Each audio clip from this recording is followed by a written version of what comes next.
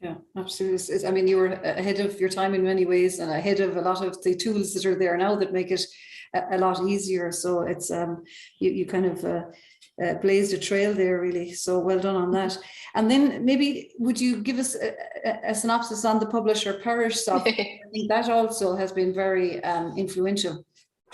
Yeah, it's probably spread wider than the journal quality list, because obviously the journal quality list is in business and economics only, whereas the publisher parish software crosses disciplines.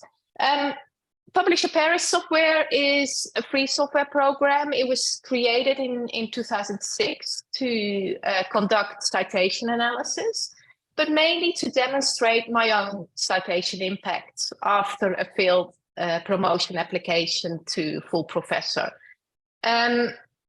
I used it to submit a revised application the next year, and I was successful. So again, I thought, if it helps me, it might be able to help other people too.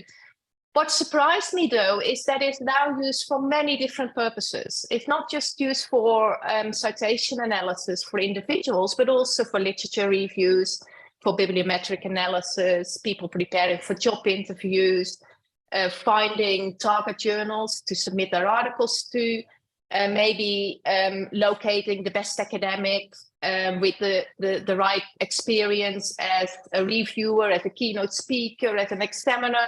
So it's used for a lot of different purposes, and it has, as far as I can estimate, more than 1 million users. So it clearly fulfills a need. But more importantly, again, is the inclusion element. Right now, the software provides kind of a shell to 8 different data sources, but initially it focused on Google Scholar only. And Google Scholar had a much better coverage in the social sciences and humanities than other data sources. So it promoted inclusivity in terms of disciplines. But I would say that the more comprehensive coverage of Google Scholar also probably leveled the playing field for universities that focus more on applied research, which had a better coverage in Google Scholar, but also for academics who published in languages other than English, because most of the other databases only covered English language journals, and Google Scholar covered all journals that were available on the web.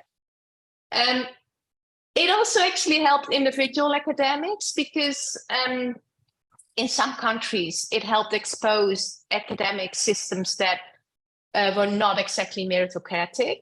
It's been used in countries like Italy, Greece, Poland, and Romania to expose nepotism in academia. So that was really funny to read about then. But also individual academics, and I have to say, particularly female academics. I've received feedback from quite a few who tell me that they use it a lot to look up academics before they meet them, and they find it helpful to expose what they call academic buffoons.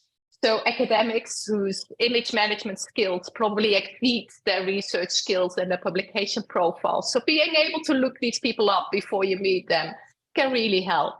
And of course, I do recognize the problems with non-experts doing bibliometric analysis. There's a whole science of psychometrics out there. But I think there's no doubt that Publisher Parish has to some extent democratized citation analysis. And it has very much increased transparency. And transparency I see really as the first step to more inclusivity.